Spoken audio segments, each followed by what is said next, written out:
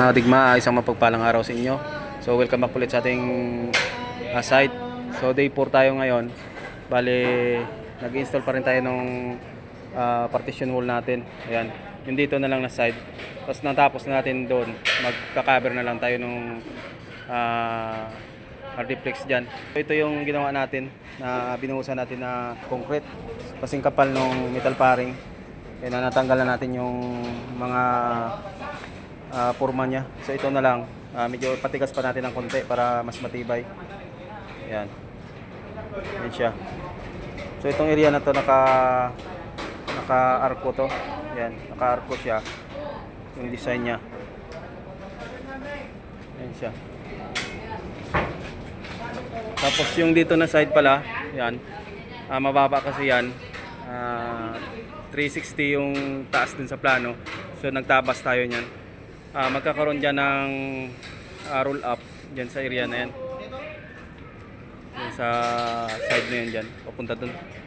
So ngayon ang ginagawa namin, nagre-ready na kami nung CPR lens na pinaka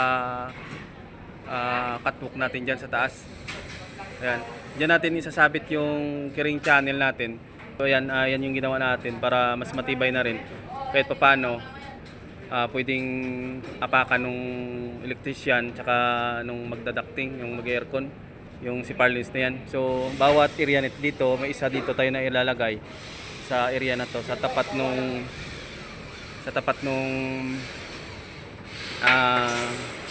roll up natin dito, para pagkakapitan nila yung roll up. So abangan na natin ng CPR lens para hindi na rin sila mahirapan. Tapos yung dito na side, sa gilid nitong ducting na to, lalagyan din natin ng CPR lens para kakapitan ng carrying channel natin. Ito, bawat puwang na to lalagyan natin ng CPR lens. Nakalagay na rin yan, na ready na. Ayan, nilagyan lang natin ng pinakadalapa niya na support kasi 6 meters kasi ang haba nung CPR lens. So binayahe pa natin galing Maynila papunta rito. So kailangan natin putulin. So ayan, nilagyan na natin ng support. So pinatalian ko muna nung mga tayong wire yan para mabitin siya. Tapos ayan ang ginagawa nila ngayon. Pinapalagyan ko ng bracket para nakaposisyon na siya, para hindi na mahirapan yung mag-install nung full threaded dun sa taas.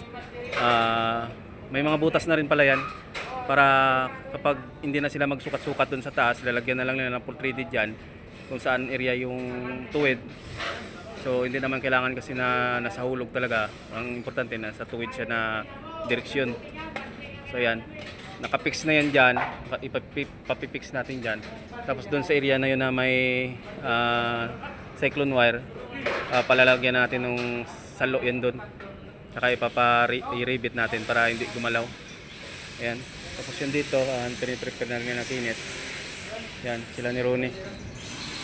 Prepare na nila para sa may design din ito na arco na dalawa, isa sa gitna at sa gilid. Ito isa lang. Tapos may tiles siya. Gypsum board naman yung gagamitin natin dito. Okay lang naman kasi 12mm, itatiles pa naman yung loob. Tsaka hindi naman wet area to, so okay lang yan, gypsum board. Yung doon lang wet area, so hindi naman as in wet area talaga na parating basa. So kailangan lang talaga na matibay yun doon kasi gawa ng preparation area yan. Kailangan matibay yung mga wall. Yung dito, na-order pa natin yung gagamitin dito. So AAC block yung gagamitin natin dito. Abangan nyo na lang yung pag-install natin to. Medyo nag-upgrade kami ng mga materialis na gagawin para mapabilis na rin yung trabaho natin. So dati sa ibang vlog natin nagamit tayo ng Rhino wall. So dito AAC block naman. So abangan nyo na lang kung ano yung klaseng pinalit natin dun sa hollow blocks. Yan, wala na masyadong bakal yun. Tsaka walang masyadong mortar na gagamitin. Yan, yung area kasi na to may partition pa yan dyan, yung kanto nung wall na yan na metal studs. Tsaka dito may dyan yung pinto, so may partition pa na yan dyan na concrete. Tsaka yung perimeter area na yan dyan, yung loob. So yun na lang, bukas pa ng gabi darating yun. So bale day 5 natin bukas, day 4 tayo ngayon. Yan, abangan nyo na lang yung update natin sa susunod. Okay, yan lang muna. Maraming salamat.